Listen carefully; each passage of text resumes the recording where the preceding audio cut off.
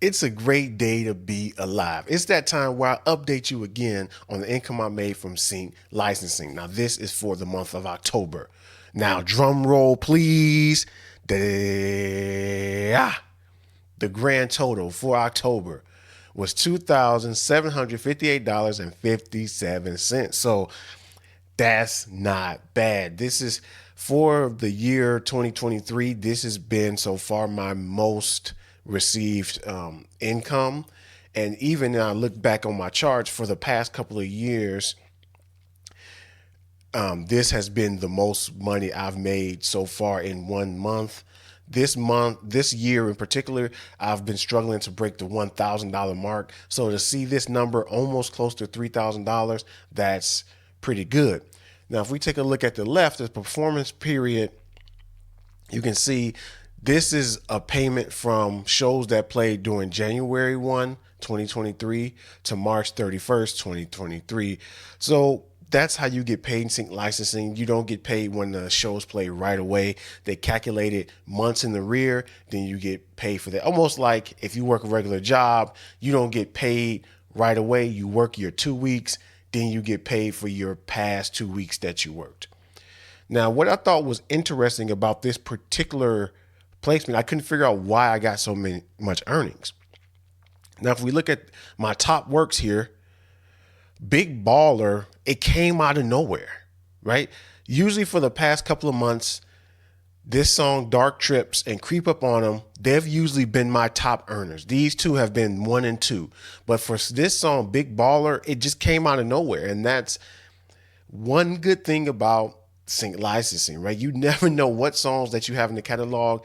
They may just blow up 3 years down the line. This song, Big Baller, was actually submitted in 2018 and accepted in the library. So for this period, it made me over $1,500. So that's pretty good. Now, if I go down to top series, so majority of the income came from this show, Love and Hip Hop Atlanta. As you can see, I have over 600,000 plays that it was viewed. The number of episodes of songs I have is 14. And we have a little breakdown too of the episodes that all my music was on that got me up to that $1,600. And if we go back to Big Baller, you can see the number of plays, just under 400,000 plays for $1,500. So stuff does take a lot of plays to get you paid. That's just how it goes in sync licensing, just like music artists getting paid the small amount of fractions. Now, if we look at the performance categories, as usual in my statements, cable TV always leads the way in the way I get paid the most. They just pay the highest rates. I have the most placements on cable TV. I'm still my big goal is to get a big placement on NBC, ABC, a big network, because they pay some of the highest rates for being on broadcast TV. And if we scroll down, besides Love and Hip Hop Atlanta, my top series is Catfish. That's been, ever since this show came out, that's been like my bread and butter of placements. And they actually have a new season. So I'm excited about the new season to hopefully get some of my songs in the new season to keep this Catfish going. And you can see other ones I have: third place, Murder Under the Friday Night Lights, Love and Hip Hop Miami, and Deadline Crime.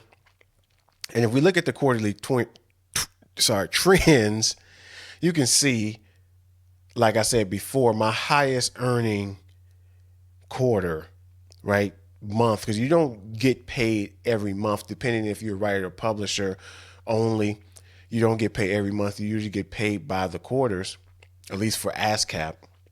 And you can see on the chart, my Q4 is the highest versus the other one. So, and mind you, the last payment I had was in August, right? And that was only like $500, I think. So August, September, October. So this can pay some bills. It can cover some stuff. So this is a good placement. So I just want to show you this realistic view of what you can make. Like I say, even for me, I was shocked when I saw this number because I don't know where that song Big Baller just came out of nowhere and just earned me some decent amount of money. And for some reason, people just started watching Love and Hip Hop Atlanta. I don't know what prompted that, but they just started watching it and it added up. So I love doing these videos to give a realistic view of what you can make with sync licensing. I'm not shy about divulging information about how much money I make. I know for some reason in the Western world, we get, I don't know, shy about discussing money. I get it. If you make a lot of money, you don't want to talk about money because then that makes other people without money feel bad. And people with a little bit of money want more money because it can help their situation. But it is what it is, right? It's no secrets of how the world works under capitalism. You need money to buy food, to pay utilities, to rent a place, to own a house, to buy little things that you want for fun, pleasure. So I like saying these statements, even if I made, let's say if I get really lucky and start making 10 grand a month, I more than likely still would tell you I'm making 10 grand a month, right?